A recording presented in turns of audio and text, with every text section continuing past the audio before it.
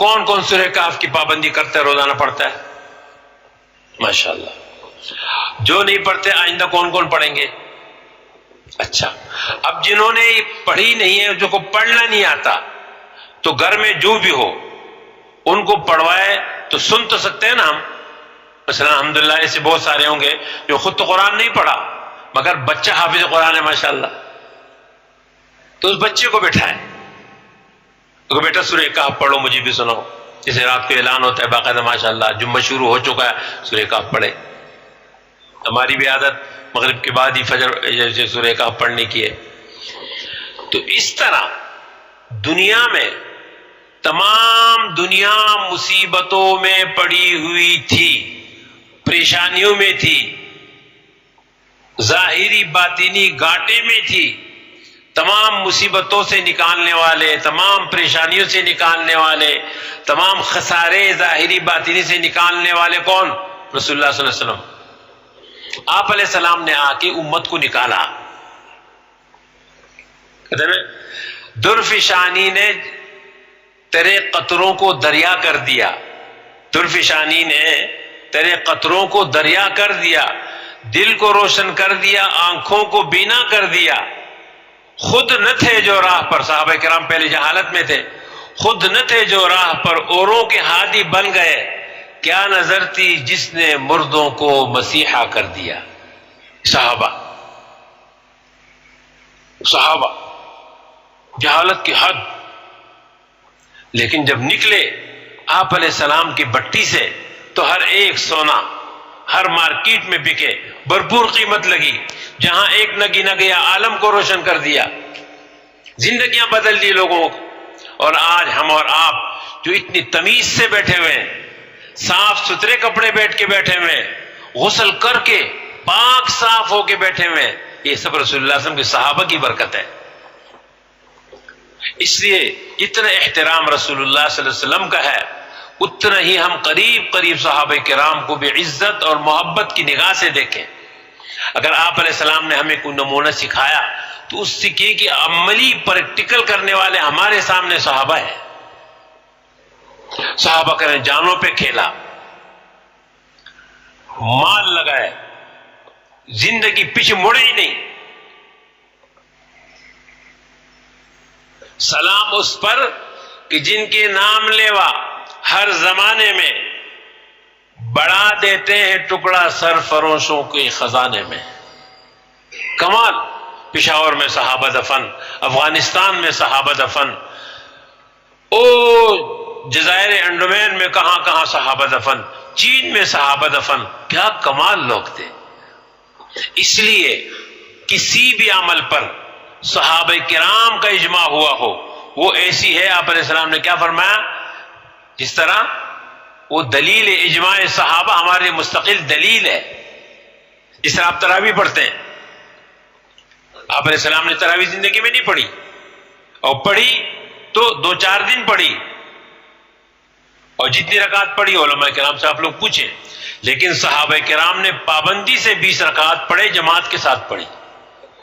اب ایک آدمی کہتے ہیں نعوذ باللہ یہ صحابہ کرام کی بدعت ہے، یہ بہت خطرناک بات، یہ بھی ادبی ہے. صحابہ نے جو کام کیا بالکل مطمئن ہو کر کے اس کو سینے سے لگاؤ.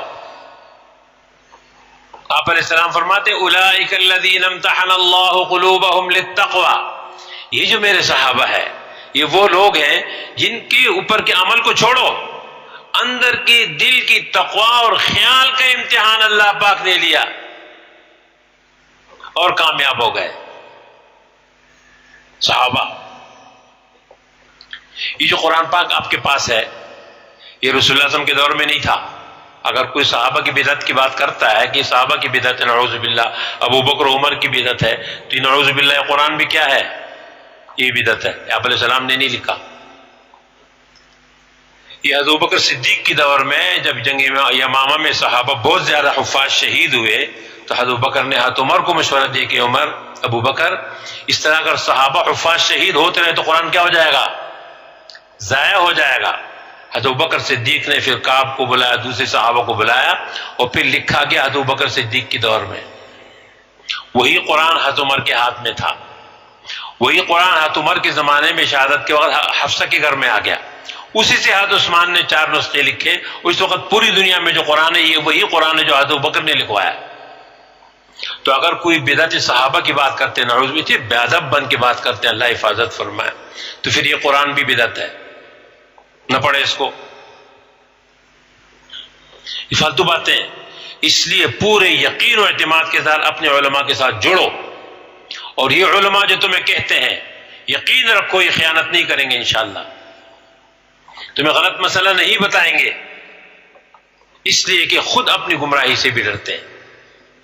لوگوں کے وہم، یہ جو تم لوگ موبائل تم لوگوں نے اٹھایا ہوا ہے نا، یہ تمہارا جو نیا استاد دجال بنا ہے موبائل سے، اور وہ جو دوسری والی چیزیں چیپ جی بیٹی، وہ کیا بلا ہے بابا، اس سے سوال پوچھتے ہیں، اعوذ باللہ، دینی مسئلہ اس سے پوچھتے ہیں.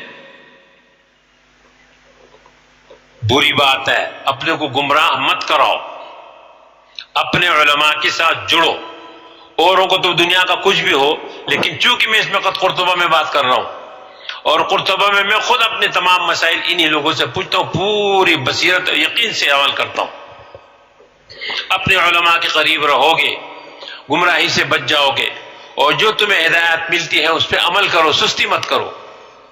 دیکھو بہت سارے مسائل میں بہت ساری کمزوریاں ہمارے اندر عمل کے اعتبار سے، ہماری تجارت میں گڑبڑ ہے، سود ہے، رشوت ہے، اور ظلم ہے، لیکن کم سے کم توبے کی نیت کر لو کہ میں غلط کر رہا ہوں.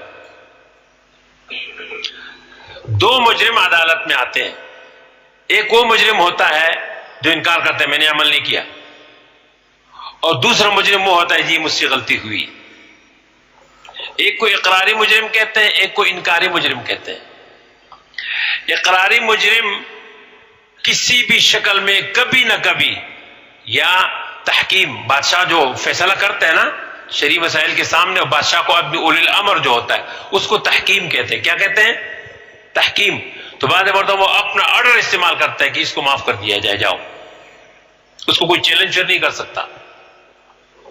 تو جو اقراری مجرم ہوتا ہے کہ بھئی مجھ سے غلطی ہوئی، تو کبھی کبھی وہ جو دعویٰ کرنے والے ہوتے ہیں وہ بھی معاف کرتے ہیں، ان کا دل نرم ہو جاتا ہے.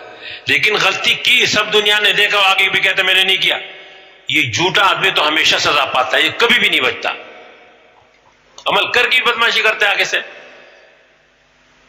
تو غلطیاں تو ہم سے ہو رہی ہے، اور ایک نہیں ہزاروں، لیکن کم سے کم اتنا بھی ہو جائے کہ جب سارے اعمال سے فارغ ہو کے رات کو گھر پہنچو، دنیا کا کام بند، دنیا کی دکان بند، اور فرض عشاء کی نماز ختم، سب چیزوں سے فارغ ہو گھر پہنچو، وضو کرو اور 2 رکعت نماز پڑھو، اور کہو اللہ غلطیاں تو میرے سے ہزاروں ہیں،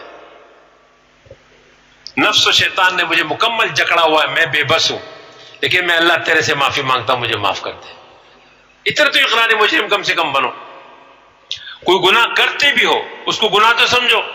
ایک آدمی مثال کے داڑھی نہیں رکھتا، جرم ہے، لیکن وہ کہتا کہ یہ داڑھی والے میرے سے بہتر ہے، یہ اقراری مجرم ہے، اس کو کبھی بھی اللہ معاف کرے گا. تو اقراری مجرم کم سے کم بنو.